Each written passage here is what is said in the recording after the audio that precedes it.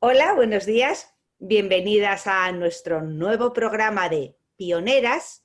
Hoy nos acompañan Mónica Álvarez y Almudena Martín, a Azucena Caballero y a mí, Mireia Long, y el tema que vamos a tratar hoy es Si Dios fuera mujer. Voy a saludar primero. Hola, Azu, ¿cómo estás? Hola, queridas, bienvenidas, muchas gracias por acompañarnos. En primer lugar, pues bienvenidas nuestras invitadas de hoy, Almudena y Mónica, y en segundo lugar, pues bienvenidas a todas las que nos van a escuchar y van a compartir con nosotras a través de YouTube, de Instagram TV, de nuestro podcast en Spreaker, en iTunes, etcétera, y bienvenido todo el mundo. Pues le voy a pedir lo primero a nuestras dos invitadas que se presenten brevemente, cuenten quiénes son y sobre todo dónde pueden encontrarlas nuestras seguidoras. Almudena. Bueno, pues mi nombre es Almudena Martín y me pueden encontrar en Hoy Todo Encaja en Instagram o en Todo Encaja en Facebook. Yo me dedico soy licenciada en Historia, pero me dedico al desarrollo personal desde hace más de 13 años, sobre todo acompañando procesos de empoderamiento para que la gente descubra sus fugas de poder y las tape, claro. Y encantada de estar aquí con vosotras siempre. Muy bien. Mónica, bienvenida. Preséntate, anda. Hola, buenas. Pues yo soy Mónica Álvarez, soy psicóloga colegiada. Me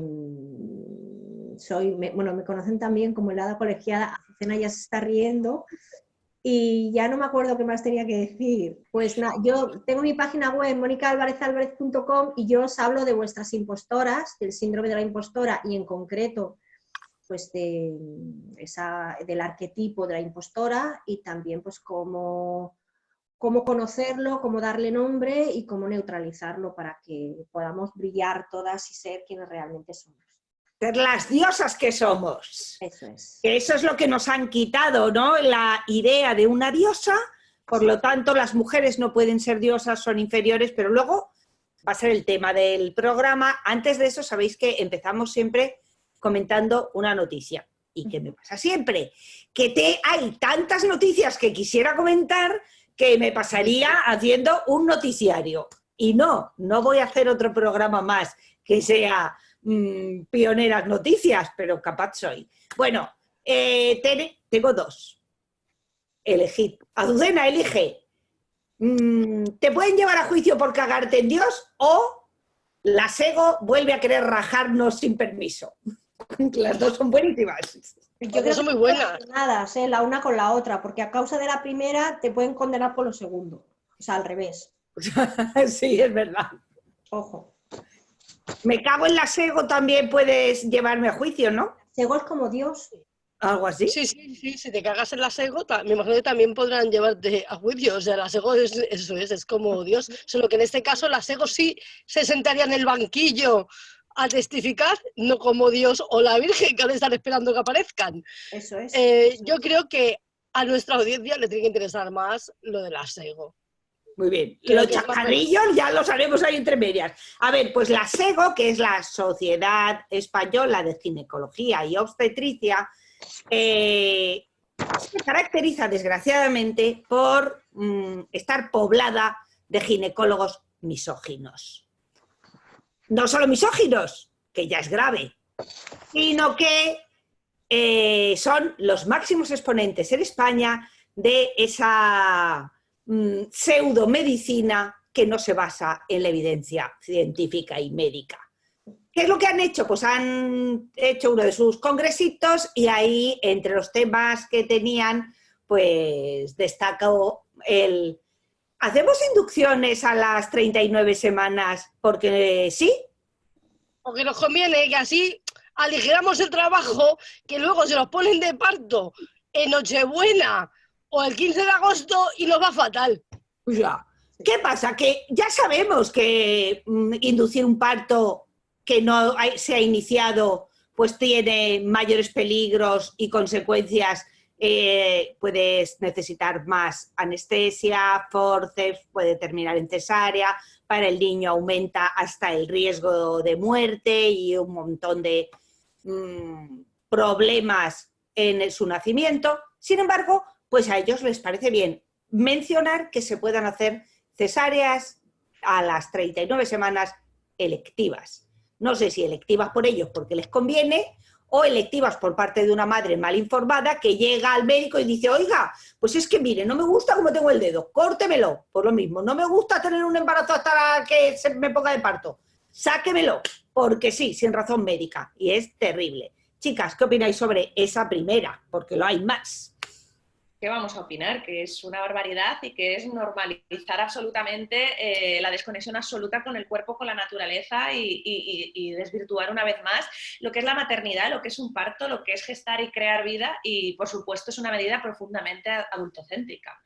Aparte de que, aunque esto no se ha demostrado científicamente porque son otras técnicas más conectadas con lo emocional, realmente los guiones natales que tienen los niños cuando han tenido un parto inducido son bastante fuertes y yo lo he observado, yo tuve un parto inducido, mi hijo nació a las 42 semanas, ahí ya no había mucho margen y realmente es verdad que son niños a los que siempre tienen la sensación de que se les está forzando el ritmo, ¿no? Entonces realmente es una sociedad que nos invita a forzar el ritmo de nuestros niños desde el principio y cómo no les vamos a forzar ya incluso el nacimiento, ¿no? Que no puedan ni siquiera desencadenarse de una manera natural. Me parece una barbaridad y con consecuencias muy graves físicas y emocionales para la madre, para el niño y para todo lo que no sea el médico que lo puede programar y que cada vez así estamos más desnaturalizados, ¿no? Y que desnaturalizado y desempoderado pues es todo en uno.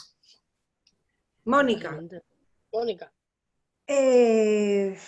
Pues es que no solamente, o sea, a ver, a nivel científico, o sea, todas las consecuencias están claras. O sea, yo lo que no entiendo es que ellos no lo vean, no lo quieren ver, porque no les interesa. O sea, el hospital, pues desde la revolución industrial, un hospital es una fábrica, una empresa, tiene que funcionar, tiene que tener funcionamiento suizo. O sea, a las 10 tiene que haber un parto, o 20, los que sean, a las 11 otros, a las 12 otros. O sea, y no podemos tener médicos, o sea, tú no te puedes poner a parir cuando te da la gana. O sea, ¿qué es esto? O sea, te tienes que adecuar o sea, es una manera patriarcal de ver las cosas. Los hombres, ¿qué hacen? Pues se organizan su agenda y las cosas tienen que ir pues cuando ponen la agenda. Y las mujeres que tenemos, pues vale, intentamos organizar nuestra agenda, pero luego, pues yo qué sé, se te pone el niño malo o se cae, se quema lo que tenías preparado para comer y tienes que ponerte en el último momento a hacer otra cosa. Es que realmente ellos ven, o sea, Almudena hablaba de adultocentrismo, o sea, yo hablo de patriarcalcentrismo, no sé si existe ese término, o sea, ellos ven la realidad desde su punto de vista y en ningún momento les entra en la cabeza por ninguna manera que haya otra manera distinta de hacer las cosas. Y realmente para ellos las locas somos nosotras, que encima que nos vienen a ayudar y a salvarnos la vida. Sí, sí, a ver, que una inducción de un parto realmente justificada médicamente, evidentemente tienes que inducir el parto sabiendo que hay más riesgos que beneficios. Eso se menciona, pero la realidad es que electivo, porque me dé la gana, nunca va a ser mejor que dejar que sea natural cuando no hay ninguna razón médica, e incluso cuando aducen razones médicas, sabemos perfectamente que muchas de ellas son científicas, son sus protocolos, son sus costumbres, pero que están desaconsejados. Azucena, eso, coméntalo, anda, que si no nos enrollamos. Sí, porque esto da... Me he descolocado. Repíteme qué comento. ¡Qué bonito! Bueno, pues vamos a la segunda parte, que es todavía mejor, que es la carta del niño muerto. ¿Cómo? Es algo así como estrategias cuando una mujer se niega a inducirse un parto. Pero siempre la estrategia en cualquier cosa o el parto es que, claro, te va a morir tu niño. Sea verdad o mentira, siempre la usan. Es una barbaridad. Pero es que la usan hasta cuando te tienes que hacer revisiones de mierda en el embarazo, Ya. que a lo mejor no te apetecen, no importa. También. O sea, es como, oiga, es que no hace falta que me haga tantas, ¿sabes? O sea, ya está todo controlado. Lo normalizado que está, yo trabajo con mujeres en duelo desde 2005, que una madre me preguntaba, oye, y en el caso de que el niño esté muerto, ¿con qué te amenazan? Pues claro, ya se ha muerto, ya no te pueden amenazar con que el niño se va a dormir, o sea, va a morir. Pues te amenazan con que puedas tener una infección generalizada y morirte tú. Sí. Si tienes más hijos, lo vas a hacer por tus otros hijos. No, y además, ¿sabes qué pasa? Que estás muy vulnerable y nadie se va a jugar el riesgo. Con lo cual, o sea, van a hacer siempre lo que ellos quieran. Te van a hacer las cesáreas que quieran, te van a inducir lo que quieran, van a hacer lo que les dé la puñetera gana, porque juegan con que ellos son los expertos, ellos son los profesionales, y tú tienes miedo, porque en el fondo la que tiene algo que perder eres tú, ellos no. Y a veces no solamente tienes que pelear contra ellos, sino que tienes a tu madre, a tu suegra, a tu marido, a todo el mundo. Que no tienen ni idea, no están informados y se tragan lo que les digan. Además, como ya lo han hecho, ya han llevado a mujeres detenidas por la policía como cosas, como vacas al matadero, a sacarles el niño sin ninguna razón realmente clara y necesaria, porque a mí porque aquí a las 40 más 2 días te tengo que sacar el niño, pero no hay evidencia científica. O sea, quiere decir, no es que, estaba aquí muriendo aún así, eso sigue atentando contra tu derecho fundamental a la dignidad y a decidir sobre tu propio cuerpo. Sí. Es así, sigues teniendo derecho a decidir sobre tu propio cuerpo, incluso si eres una loca. Y el que quiere parir el niño fuera de las normas médicas. Pero es que además a las que han acusado, a las que se han llevado detenidas, no había razones para provocarlo. Medida Un disuasoria. momento, habla Almudena también, chochonas. Y con el apoyo de los medios de comunicación, iba a decir, que para mí son muy responsables de todo esto, porque siempre están, o sea, hay muchísimos casos de muertes por negligencia en hospitales, muchísimos todos los días, a los que no se les da ningún tipo de cobertura mediática.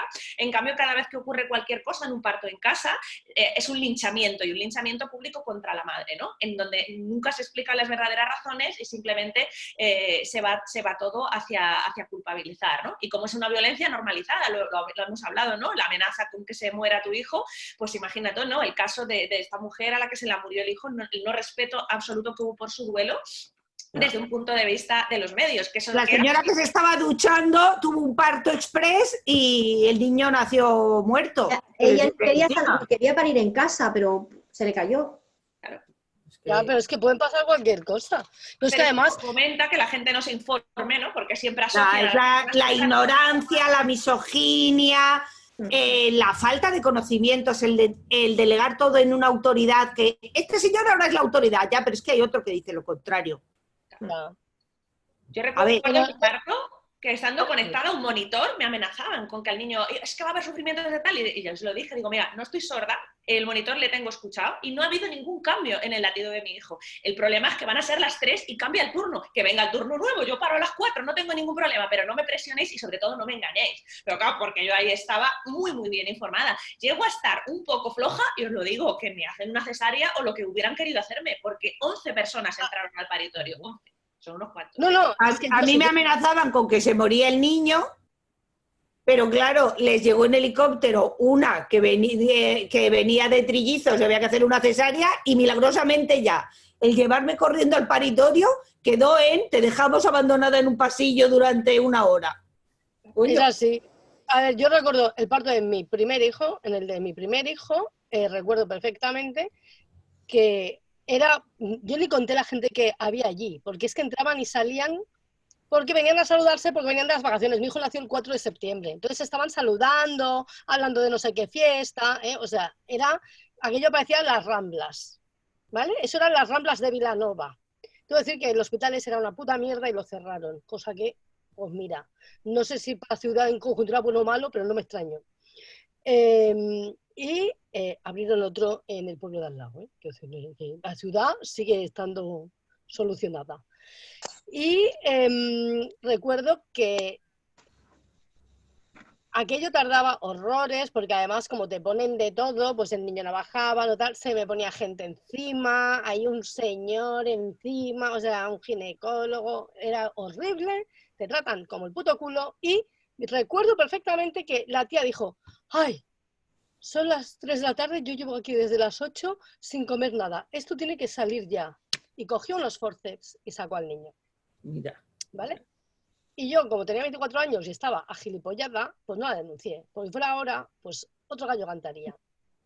otro gallo cantaría y la que le hubiera caído a la buena mujer. Porque además es una, ¿qué mierda haces? Que llevas aquí unas cuantas horas sin comer, así te va a dar un mareo en mitad de mi parto.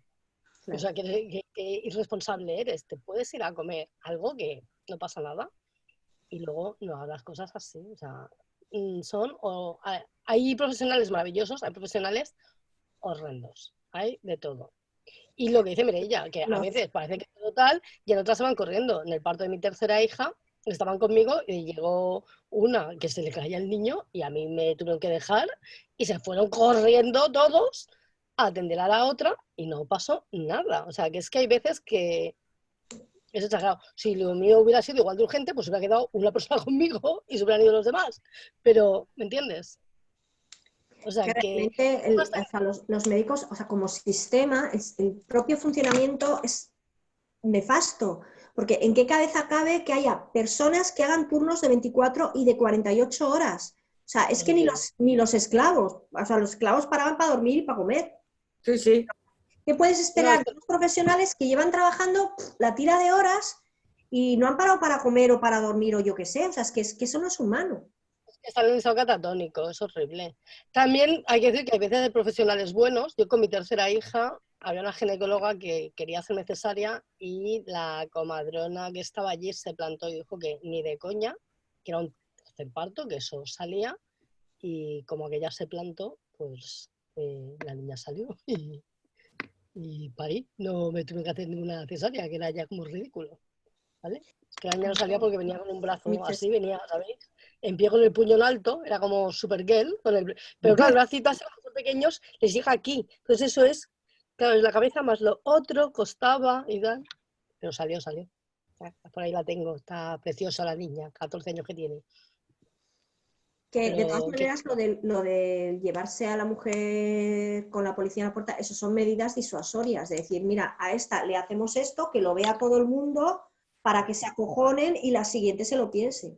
A ver, es evidente que desde hace 15 años las mujeres hemos ido... Primero empezamos a investigar qué es lo que nos estaba pasando en los partos, por qué salíamos tantísimas con trastorno de estrés postraumático, con una sensación de haber sido violentadas, nuestros hijos o nosotras con secuelas, malos tratos emocionales, y empezamos a hablar y empezamos a descubrir una serie de patrones comunes de amenazas y pues como resulta que ya las mujeres no somos unas ignorantes, muchas somos científicas, abogadas, historiadoras, gente con formaciones, psicólogas, también, claro. Entonces empezamos a investigar y resulta que aunque yo no tenga el título de medicina, pues soy bastante capaz de leer y entender papers médicos que señalan qué acciones se deben tomar en el caso de determinados problemas o patologías y cuáles son las consecuencias de realizar esas acciones cuando no son necesarias, qué riesgos aumentan. Y empezamos a darnos cuenta que nuestros informes médicos estaban falseados muchas veces. Las cosas que nos decían no tenían ninguna prueba de que estuvieran pasando. Por lo tanto, la reunión de esas mujeres empezó a crear un verdadero movimiento de reclamar nuestros derechos como pacientes y seres humanos y ya no soportan la presión de ser cuestionados y de que se les exijan explicaciones antes de que te metan cuchillo.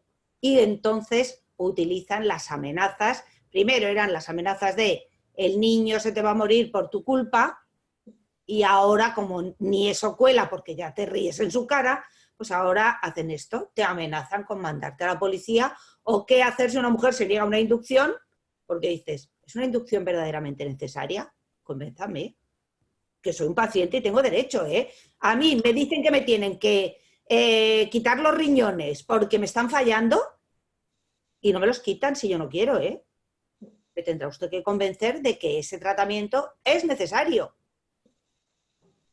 Es así. La inducción en un parto, pues mire, aquí el ser humano con derechos totales soy yo y tengo derecho a decidir sobre qué intervenciones médicas hacer en mi caso.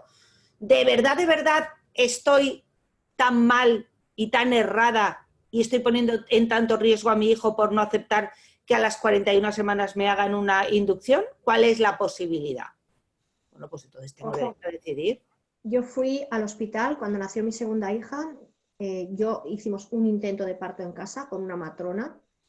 La matrona me acompañó al hospital y les dijo, este parto lleva parado desde las 6 de la tarde, son las 12 de la noche, yo considero que esto es una cesárea. Y a mí me tuvieron, ya, pero es que el protocolo nos obliga a que hay que intentar una inducción. Y yo estuve enchufada a la oxitocina hasta las 5 de la mañana, que tuve la suerte de que me pusieron la epidural. Mi hija nació con el cráneo deformado de estar chocando contra las paredes. A las 5 o las 6 de la mañana vino una ginecóloga y dijo, pero ¿cómo? ¿Esto todavía está así? Esto tendría que haber estado hecho hace horas. Y me llevaron pitando a quirófano. Porque Es que eres esto. ¿Te has dado cuenta, no? No era normal. En el País Vasco... No, pero es que todas somos esto, porque a mí también era, esto tiene que acabar ya, que llevo desde las 8, 5 meses o las 3. O sea, siempre somos esto. Ya, no, pero esta mujer se refería a que este parto lleva detenido desde las 6 de la tarde.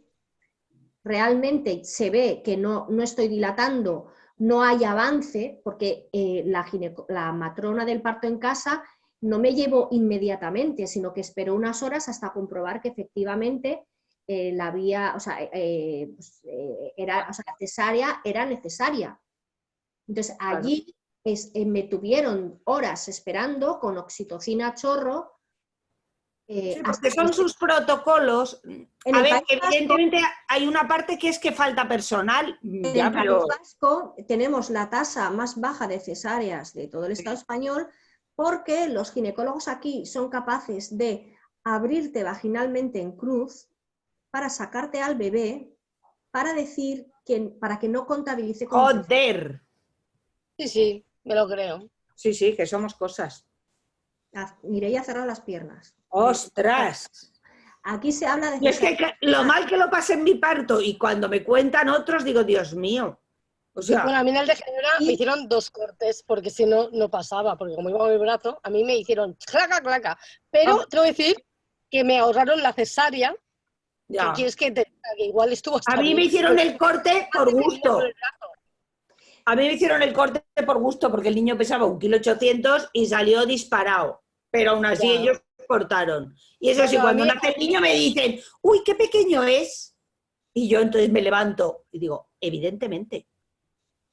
¿Es que ya lo sabíais? Digo, claro, nosotros sí, me estás provocando el parto por CIR, por un supuesto CIR, porque el niño tiene crecimiento intrauterino retardado, por eso me estáis provocando el parto. Ahora, si tú eres la matrona y el ginecólogo no lo sabéis, o sea, estoy en manos de unos incompetentes. Salí del paritorio diciendo sapos y culebras ya.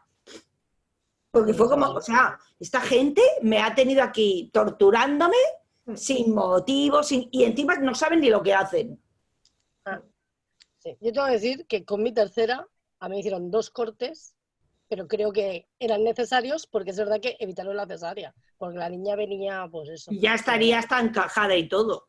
Mi hija estaba atravesada, o sea, no podía parirla vaginalmente, o sea, tenía la cabeza en un lado. En este caso, la cesárea sí que era necesaria, lo que es una pena. En el propio paritorio, en el quirófano, la cirujana le estaba explicando a la Mir, mira, tiene la cabeza aquí, y señalaba el lado izquierdo, y los pies los tiene aquí, y señalaba el lado derecho. Digo, entonces, si esto queda tan claro, porque me habéis tenido 5 horas ahí con la oxitocina a chorro y la niña golpeando contra la pelvis.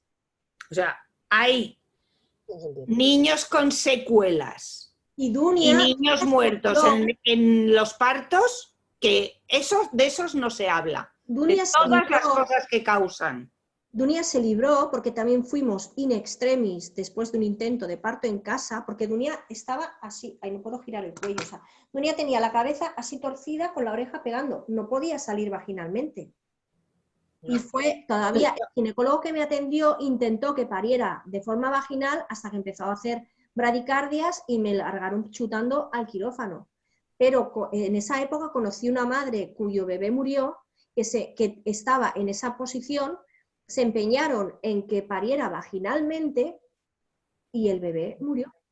Porque era imposible. Seguramente no tuvo cobertura mediática y no se puso en entredicho las decisiones médicas, ¿no? Que realmente los protocolos en sí son antinaturales, porque desconectan de ver cada caso particular qué está pasando aquí exactamente y cuáles serían las medidas a tomar, ¿no?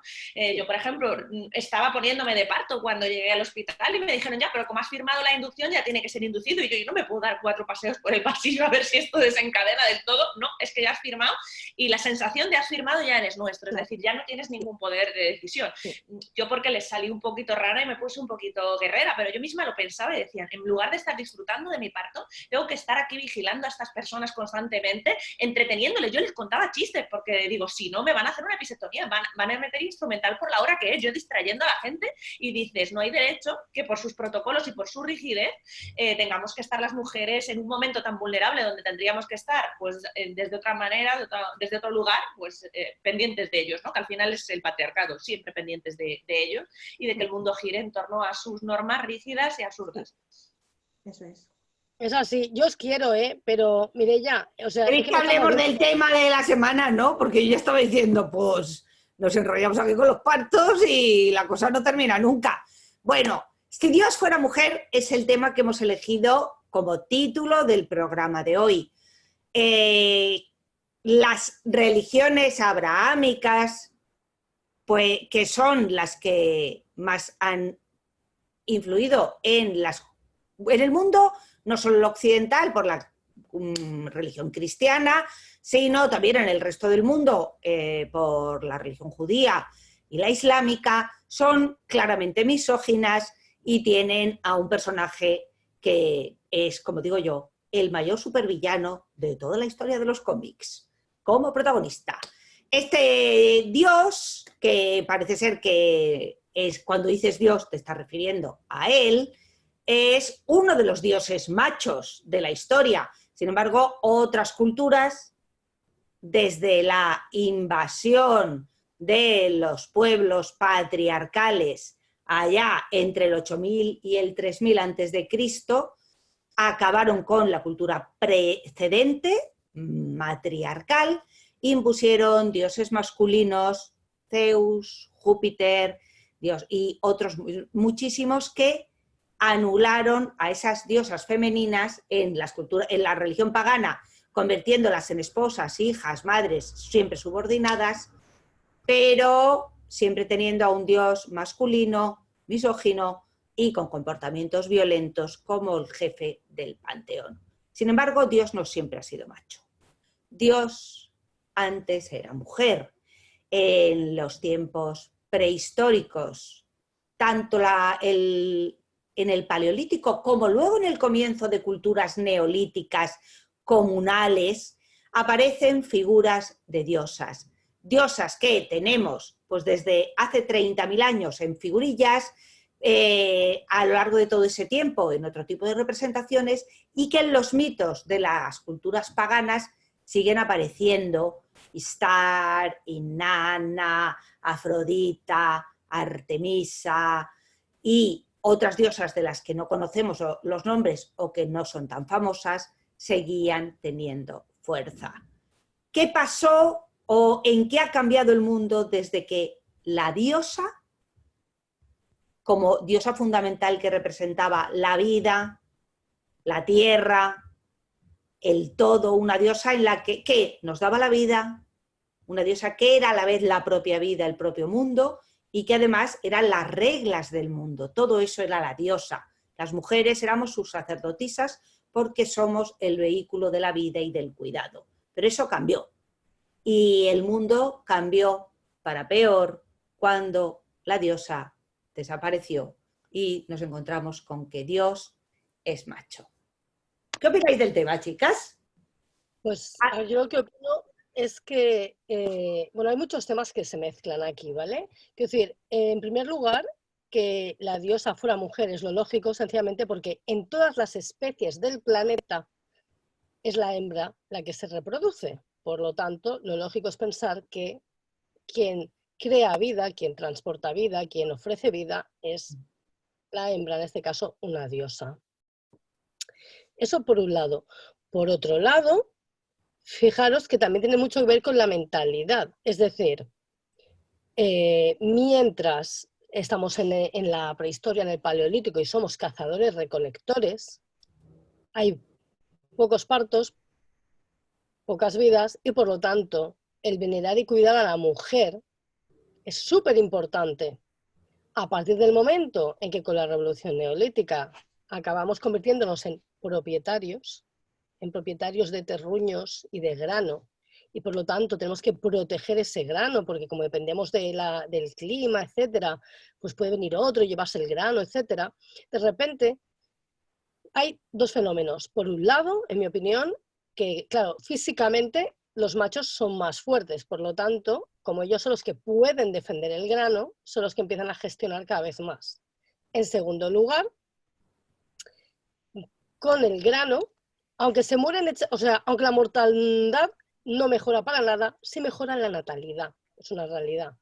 Por lo tanto, hay más niños, más posibilidades de supervivencia. Deja de ser tan importante el cuidado de la mujer y el venerar a la mujer. Y entonces pasamos todo ese proceso de la diosa madre al dios hijo y al dios esposo, porque al principio los dioses machos eran accesorios, y al dios pájaro y al dios grano y al dios de la prosperidad y de la comida y de la agricultura, y la diosa mujer se va relegando. La diosa mujer no desaparece nunca, de hecho incluso las religiones monoteístas de una forma u otra, si no endiosan, ponen en un pedestal a mujeres, ya sea a la Virgen María o ya sea a Fátima, o, es decir, van poniendo a gente. Pero yo creo que ese cambio de vida es el que va haciendo que... Y llega un momento en que como hay que proteger, entonces cada vez necesitamos más a dioses protectores guerreros. Y lo transforma todo el ser propietarios y por lo tanto el tener que ser protectores y el ser guerreros. Y entonces ahí, ¿qué pasa? ¿Quiénes son los guerreros? Porque son más fuertes físicamente por biología, los machos. Entonces, ¿quién va imponiéndose? Porque además es una cosa que ellos viven. El que tiene más fuerza se impone a otros. De hecho, estamos hartas de ver a lo largo de la historia civilizaciones maravillosas que llegan siempre bárbaros, que las destruyen. Los fuertes vencen, con lo cual, ¿quién es el dios más fuerte al final? ¿La diosa que dona vida o el dios guerrero que es el que machaca claro. Y para mí es el imaginario, o sea, las religiones en general lo que reflejan es el imaginario popular de los pueblos y de las culturas. Y en realidad, si tú hablas con un niño pequeño al que no se le haya hablado directamente, es Dios y tal, y le preguntas cómo imaginan que se creó el mundo, la mayoría crean historias muy parecidas a las historias que cualquier cultura del planeta va creando, porque en el fondo todas son más o menos parecidas. La que no tiene al cuervo con el sol tiene la virgen que parió, ¿no? Yo decía, hasta Buda nació de una virgen, ¿sabes? O sea, todo es siempre como, todas las historietas son como parecidas, ¿no? Y yo creo que todo tiene mucho que ver con el imaginario popular que vamos heredando y que vamos expandiendo. Es que de hecho hay un texto sumerio, hay un texto sumerio que es el mismo relato del Génesis, pero al revés. O sea, la diosa originaria era una mujer. O sea, cuentan lo mismo que en el relato de Adán y Eva, sí, pero al revés. O sea, que todo eso, o sea, se han basado, o sea, ha sido, igual que saqueaban las ciudades, han saqueado el ideario de la religión. Todo, no, pero de cualquier cosa, la religión y de la gastronomía y de todo, sí, en todas partes, es así. O sea, es que invadir y conquistar también tiene una parte de asimilar. Sí. Eso es así. De hecho, a colación con lo que tú dices, ¿no? De alguna manera es como si con la implantación del monoteísmo y de ese dios masculino, inicialmente pues guerrero y defensor, es como si se hubiera implantado honrar a la muerte en lugar de honrar a la vida, ¿no? Honrar el defenderse, el atacar, el aplastar y al final el resultado que es el capitalismo y el cambio climático. Quiero decir, finalmente de dejar de venerar los principios femeninos de la naturaleza, la maternidad, la mujer y todo lo que trae, empezar a invisibilizar todos esos valores, a relegarlos. Evidentemente que siempre se han mantenido esos cultos. De hecho, todos los cultos de las vírgenes negras durante toda la época de los templarios, etcétera, eran formas de advocaciones de Isis. Es decir, de alguna manera la energía de la diosa siempre ha estado presente, ¿no? Pero oculta. De alguna manera era como invisibilizar toda esa energía, todo ese potencial, también muy vinculado con la magia, con esos rituales que se hacían para imponer la cultura del miedo, ¿no? El miedo, la destrucción y la amenaza. Y desde la amenaza yo creo que hemos construido una sociedad muy amenazante y que en realidad amenaza la vida pues desde todos los flancos, ¿no? Desde un punto de vista político, económico, ecológico y que nos trae hasta aquí. Y que recuperar en ese inconsciente colectivo a esas diosas, a esa energía femenina y a ese politeísmo, ¿no? Esa parte de ser capaces de ver la divinidad en un montón de cosas y no solo en un dios que crea o destruye de una forma un poquito arbitraria, si nos ponemos a leer con un poco de perspectiva los evangelios, ¿no? No, de hecho, yo iba a decir una cosa, y sobre todo el Antiguo Testamento, que ese es el que tiene ahí. Lo que yo iba a decir es que, en el fondo, hasta las culturas más monoteístas tienen siempre su punto de politeísmo. Es decir, que el politeísmo duró mucho, o sea, eso por un lado, y todavía hay religiones politeístas en el planeta, por supuesto, muchísimas. Pero incluso las más politeístas, las más monoteístas buscan fórmulas para ser politeístas, porque todos los santos que tiene la religión católica, por ejemplo, en este caso, ¿no? Todos los santos, las santas, las vírgenes, los mártires, ¿no? Los beatos, o sea, tiene ahí todo un ritual para poder tener un panteón macro, en el fondo, ¿no? Y además un panteón súper especializado, porque llega un momento en que hay un santo para cada cosa. Sí. O sea, es que a mí me recuerda, ¿no? Mucho al sistema del panteón romano, ¿no? Claro, el paganismo simplemente pues se adapta. Pero nada más, no cambia nada. No se abandona. Y en otras religiones también monoteístas, pues a lo mejor no lo hacen a través de santos, pero sí a través de mártires o de maestros, ¿sabes? A quienes también siguen, ¿no? Entonces yo creo que es muy curioso en ese sentido, ¿no? El funcionamiento de... Porque incluso la religión sin religión, se supone que el budismo no es una religión, pero al final también va teniendo, ¿no? Como sus maestros, o sea, al final siempre todo tiene, ¿no? Ni Mónica. Mi manera de verlo es que, bueno, yo tengo un artículo en mi blog, en monicaalvarezalvarez.com, en el que los expreso, ¿no? De alguna forma, es como si hubiera habido una guerra y nosotras fuéramos el bando perdedor. Entonces, el patriarcado es un sistema de control del bando ganador hacia el bando perdedor. Y Almudena hablaba de que se ha pasado de adorar la vida a adorar la muerte. Yo creo que más que adorar la muerte es la manera de controlar, que o haces lo que yo te digo o te mato. Igual que decían, o te hago la inducción o tu hijo se va a morir. O sea, la muerte, la amenaza con la muerte es una forma de control magnífica. O sea, porque pero para mí hay algo más. Para mí es una cuestión de producción. Y te voy a explicar el porqué. Porque cuando dejamos de ser cazadores-recolectores y empezamos a ser dueños de terreno y de grano, resulta que ahora de repente me importa mucho, yo que soy el que voy a proteger este terreno porque soy el macho, que soy fuerte, me interesa mucho estar cuidando solo de los que son míos. Y de repente me importa mucho mi espermatozoide, que antes no me importaba. Antes, pues, yo tenía a lo mejor una pareja o no, y pues mira, pues lo mismo el niño era mío que era de otro, y no pasaba nada porque todo era colectivo. Todo era colectivo, por lo tanto no era tan relevante. En el momento en que yo tengo mi terruño, de repente quiero asegurarme tener gente que me ayude a trabajar ese terruño. ¿Quiénes son? Mis hijos. Por lo tanto, me importa mucho que mi mujer o mujeres, porque a lo mejor soy polígamo, pero quiero que mi mujer o mujeres, los que paran, sean míos, porque yo me voy a partir la cara y voy a currar este campo para darle a comer a los míos. No, a los hijos de Manolo, que me cae como el puto culo. Claro, pero precisamente Ese por que eso no es explican, ¿no?, que el cambio de lo matriarcal y lo patriarcal se dio cuando los hombres descubrieron que ellos también entraban en el proceso de la Claro, entonces dijeron, yo me ocupo de lo mío. Entonces, voy a ejercer mi fuerza para tener control sobre la producción, no solo del campo, sino también de la producción reproductiva de las mujeres, de mis mujeres. De repente dejamos de ser las mujeres de la tribu a ser la mujer de alguien. Mi mujer, mi hija, mi cosa. Y como son súper valiosas, porque es que ellas son las únicas que pueden reproducir fuerza de trabajo, son productos de intercambio. Y dejamos de ser diosas poderosas para ser mercancía y fábrica productiva.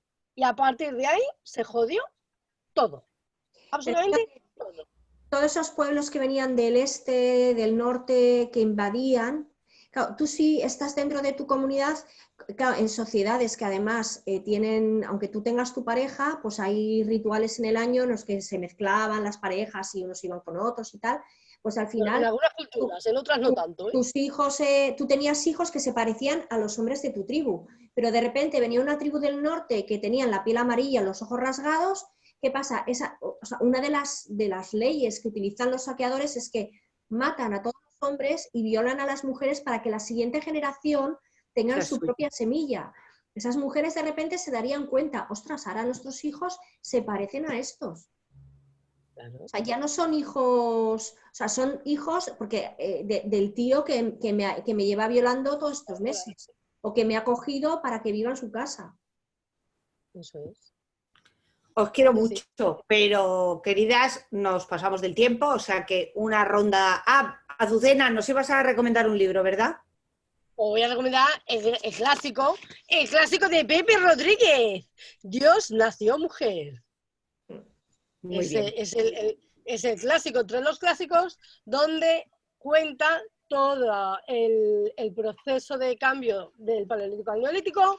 Además tiene unas ilustraciones estupendas con unas diosas prehistóricas fabulosas que está, bueno, pues tenemos desde la de Willendorf a la que queráis, y, o sea que está muy bonito, y todas las representaciones de cómo va cambiando y de cómo de la diosa, pues luego empezamos a tener parejas, ¿no?, de dioses, y como poco a poco pues acabamos teniendo aquí al señoros.